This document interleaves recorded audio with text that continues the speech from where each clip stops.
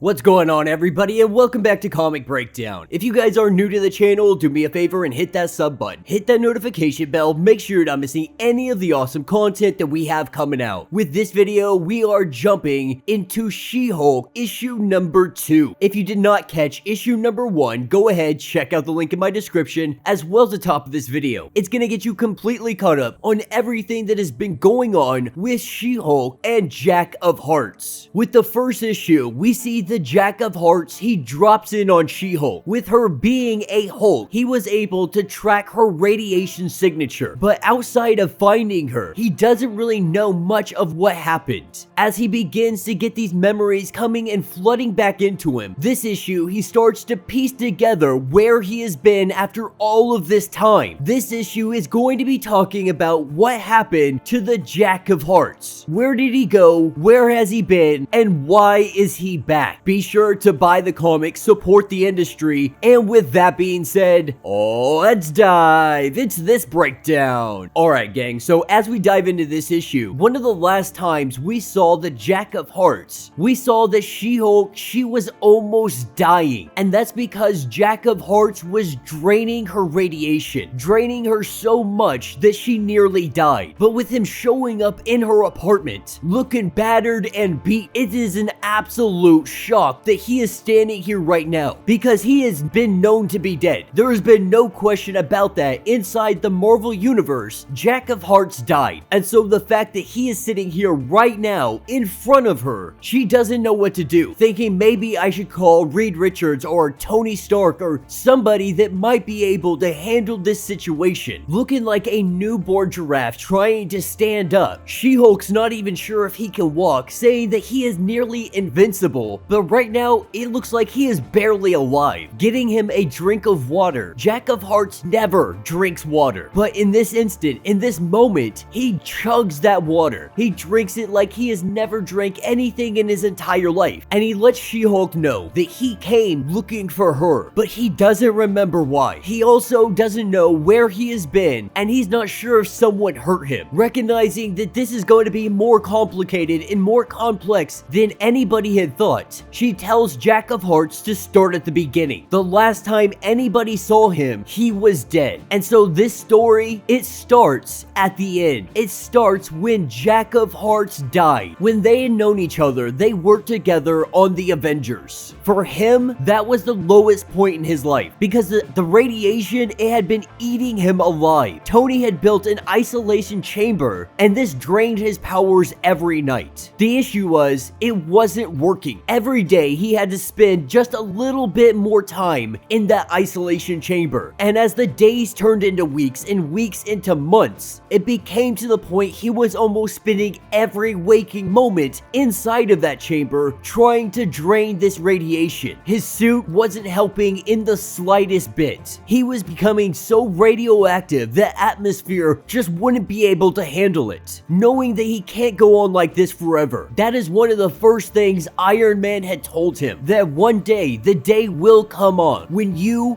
go to explode. You'll go off like an atomic bomb, and everyone you love, everybody that you care about, you'll be taking them with you. And so when he drained the gamma radiation on that mission with She-Hulk, he knew that he wasn't able to stay any longer. Now a danger to everyone, the radiation just building up far too fast. He went out into space, and out there in space, without the treatments from Iron Man, eventually he detonated. But with that detonation, that was not the end. He woke up not that long ago, feeling like himself, feeling alive, but also not feeling himself. Very conflicting for him, not understanding what is going on, not able to move. Someone is draining his radiation. Not sure if they are trying to hurt him or help him. He doesn't remember all of the details. In a state between out of life and in life, in consciousness and outside of consciousness, but never actually in control. Recognizing that he is trapped like this and not wanting to be trapped forever, somehow he was able to break free. And when he broke free of captivity, he made his way directly to She-Hulk. With her radiation, her specific radiation being familiar to him, all he had to do was follow the trail directly to her, and saying maybe, just maybe, if he had met the other Hulks, he might be able to track their radiation signature as well, with her getting him another glass of water. He chugs it so quickly, he goes over and grabs a pitcher of water and just starts drinking. But the thing is, he doesn't get thirsty. After drinking that water, he does feel tremendously better. It is odd to him that he has never needed water ever since he changed. Not since college has he drank water, has he ate food, and never might be a little bit of an exaggeration. There have been moments for appearances where he'll hold a cup of water or something of that nature. Maybe once or twice he's taken a sip just to make it look like he is a normal person. But the radiation, it changed him. He became more like a nuclear reactor than a human being. And so the last time he ever ate something, President Bush was in office, bringing out the entire feast, a little bit of everything. We see Jack of Hearts just devouring this food, from pizza to turkey to ice cream to potato chips. He is indulging in everything that he has not had in years. And so as he sits here and he enjoys this banquet of food, he has to ask the question, with this being Wasp's apartment, does that mean you're going to tell her I'm back? Does that mean you're going to tell the Avengers that I'm back? The issue he has with that is if you tell them and Iron Man finds out, he'll want to put me back into the isolation tank. And for him, he would prefer being in outer space because he can survive in space. He spent years drifting. When he was afraid of detonating Earth, he experienced space in a way no one else ever has. She-Hulk being a little bit concerned about him, seeming like he's altered in some way. There's definitely something different about him. So having Iron Man check him out, or someone check him out, it might be a good idea. The only issue is Jack of Hearts, he is too afraid of being kept in captivity, if you will, knowing that Iron Man will do what he thinks is best, regardless of what Jack of Hearts wants. And so if he is to be banished, if he is to be isolated, he would much rather do it on his own terms. Jack of Hearts recognizing that he more than likely is draining her gamma radiation right now, that he should probably leave. She feels fine, she feels very green, and she wants him to stay. As he makes his way towards the door, he finds himself extremely sleepy. Again, something that is completely out of the normal for him because he doesn't sleep. But laying down on this couch, he falls asleep in a matter of seconds. With Jack of Hearts passing out on the couch, She-Hulk, she heads off to bed for the night. Picking up the next morning, leaving him a note, putting a blanket on him, she goes and she does her Jennifer Walters thing. She hops on the train, she goes into traffic, she helps an ambulance get to the hospital, and she makes her way into work. While She-Hulk is balancing her